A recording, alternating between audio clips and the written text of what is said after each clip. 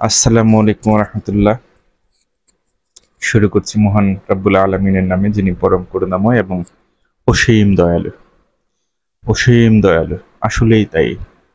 যে আমরা যারা ইমান এনেছি, যারা ইমান আনিনি, যারা অর্ধেক ইমানে আছে, সবাইকে আল্লাহ তাআলা পৃথিবীতে থাকার সুযোগ দিয়েছেন। অসীম দয়ালু, তাই তিনি।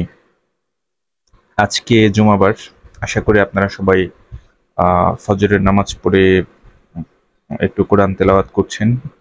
আর হচ্ছে আজকে সূরা কাহাফ অবশ্যই আমাদের পড়া উচিত। প্রতি শুক্রবার সূরা কাহাফের বিশাল একটা ফজিলত আছে। তো আজকে আপনাদের সামনে আমি অনুবাদ করে শোনাবো ৩টা কিংবা ৪টা আয়াত। আমরা কিন্তু ভালো এবং খারাপ দুটো শব্দ আছে না, সঠিক এবং হচ্ছে বেঠিক, হ্যাঁ, ন্যায় অন্যায়, তাই না? তো এখানে আমরা যখন সূরা ফাতিহা পড়ি নামাজে, হ্যাঁ, তখন সূরা ফাতিহার ৫ নাম্বার এবং ৪, ৫ এবং ৬ নাম্বার আয়াত, হ্যাঁ, ৫ নাম্বার এবং ৬ নাম্বার। তো আমরা যে বলি ইহদিনাস সিরাতাল মুস্তাকিম সিরাতাল্লাযীনা আন'আমতা আলাইহিম গায়রিল মাগদুবি আলাইহিম ওয়ালাদ-দাল্লিন। তো এই অনুবাদটা কি? হে আল্লাহ, তুমি আমাদের সরল এবং সঠিক অবিচল পথটি দেখিয়ে দাও, তাদের পথ যাদের উপরে তুমি অনুগ্রহ করেছ। তো খেয়াল করে দেখুন, আমরা কোন পথের জন্য দোয়া করছি আল্লাহর কাছে? যাদের উপর আল্লাহর রহমত এবং অনুগ্রহ রয়েছে। এর পরের আয়াত ৭ নম্বর আয়াতে আমরা বলছি তাদের পথ নয়। আল্লাহ, তুমি আমাদেরকে তাদের পথ দেখিও না যাদের উপর অভিশাপ দেওয়া হয়েছে, এবং তাদের পথও নয় যারা পথ ভ্রষ্ট হয়ে গেছে। দেখেন তাহলে, ভালো এবং খারাপ দুটো দ্বন্দ্ব সারা জীবন থাকবেই। পৃথিবী সৃষ্টির পর থেকে পৃথিবী ধ্বংস হওয়া পর্যন্ত ভালো এবং খারাপের দ্বন্দ্ব থাকবে। তো আমরা আল্লাহর কাছে কি কামনা করি?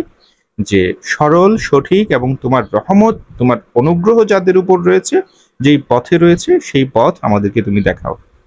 আর যাদের উপর তোমার অভিসম্পাত, অভিশাপ এবং যারা যারা পথভ্রষ্ট হয়ে গেছে, তাদের পথ থেকে তুমি আমাদেরকে রক্ষা করো।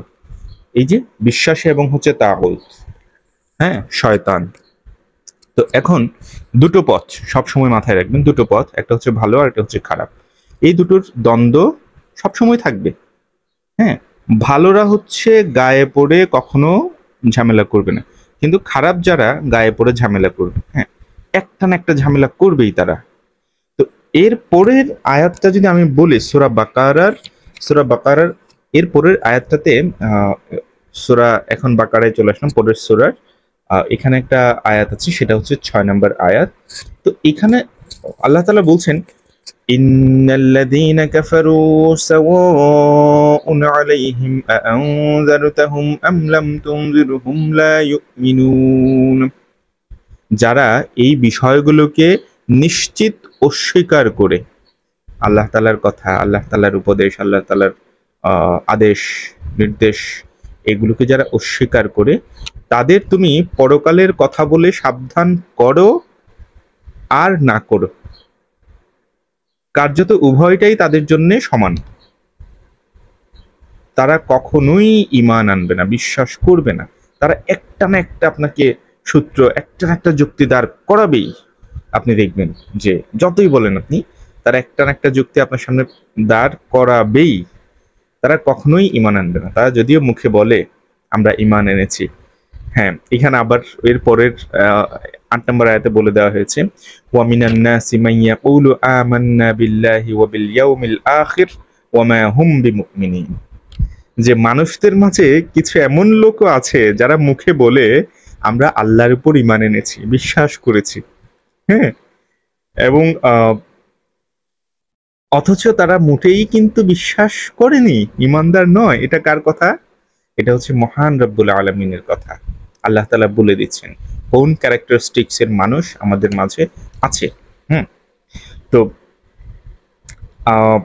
১১ নম্বর আয়াত পড়লে তো, অনুবাদ শুনলে তো আপনি আরো অবাক হয়ে যাবেন যে وإذا قيل لهم لا تفسدوا في الأرض قالوا إنما نحن مصلحون। যখন তাদেরকে বলা হয়, তারা যখন গায়ে পড়ে ঝগড়া করে বিশ্বাসীদের সাথে, যখন তাদেরকে বলা হয় তোমরা এই শান্তিপূর্ণ জমিনে তোমরা অশান্তি বা বিপর্যয় সৃষ্টি করো না, তখন তারা কি বলে জানেন? তখন তারা বলে অলু, তখন তারা বলে ইন্নামা, নিশ্চয়ই, নাহনু মুসলিহুন, বলে আমরাই তো হচ্ছে সংশোধনকারী, শান্তির প্রচারকারী, আমরাই তো শান্তিকামী জনতা। সো চিন্তা করে দেখেন, যারা পথভ্রষ্টতায় আছে, ভ্রষ্ট পথে আছে, তাদেরকে আপনি সতর্ক করুন বা না করুন যে কোনো কথা দিয়ে, তারা কখনোই সতর্কতা অবলম্বন করবে না। আর যারা গায়ে পড়ে ঝগড়া করে, হ্যাঁ, দেখবেন তাদেরকে যখন আপনি বলেন ভাই এখানে বিশৃঙ্খলা সৃষ্টি করো না, তখন তারা কি বলে জানেন? বলে আমরা এখানে শান্তি স্থাপন করব। আপনি দেখুন না, সারা বাংলাদেশ তো ছোট্ট একটা দেশ, এটাই যে এই ছোট্ট একটা দেশ পৃথিবীর তুলনায়, তাই না? সো সারা পৃথিবীতে আপনি দেখেন, যারাই হচ্ছে অশান্তি সৃষ্টি করছে, তাদেরকে যদি আপনি বলেন যে ভাই এখানে অশান্তি সৃষ্টি করো না, তখন তারা বলে কি, we are the piece seeker, right, যে আমরাই হলাম এখানে শান্তি প্রতিষ্ঠাকারী, আমরাই শান্তির পথে আছি। হ্যাঁ, অথচ তারাই কি অশান্তি সৃষ্টি করে যাচ্ছে। এটা আসলে প্রত্যেকটা কোনায় কোনায়, আনাচে কানাচে এই ধরনের বৈশিষ্ট্য, এই ধরনের চারিত্রিক বৈশিষ্ট্যের অধিকারী মানুষজন আছে। সো খুবই সাবধান, আমাদের ইমান ইন্তেকাল পর্যন্ত আমাদের ইমান রাখতে হবে, বিশ্বাস রাখতে হবে, এবং ওই বিশ্বাসের উপরেই আমাদের ইন্তেকাল করতে হবে, যদি আমরা সেই মহা সফলতার দেখা পেতে চাই। আশা করি আমি অনুবাদটুকু আপনাদেরকে বোঝাতে পেরেছি। সবাই দোয়া করবেন, আর অবশ্যই অবশ্যই আজকে জুমাবার সূরা কাহফ তেলাওয়াত করে নেবেন ইনশাআল্লাহ। আসসালামু আলাইকুম ওয়া রাহমাতুল্লাহ।